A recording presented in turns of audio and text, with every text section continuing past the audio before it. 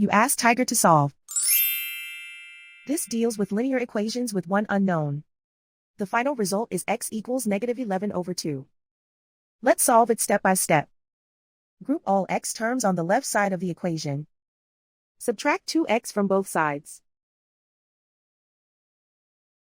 Group like terms. Simplify the arithmetic. Group like terms. Simplify the arithmetic. Group all constants on the right side of the equation. Subtract 18 from both sides. Simplify the arithmetic.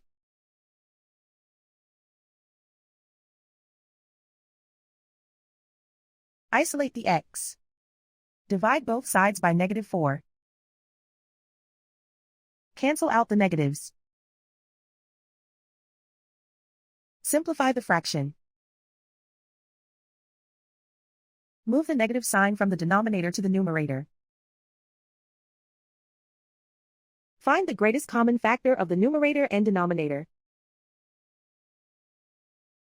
Factor out and cancel the greatest common factor.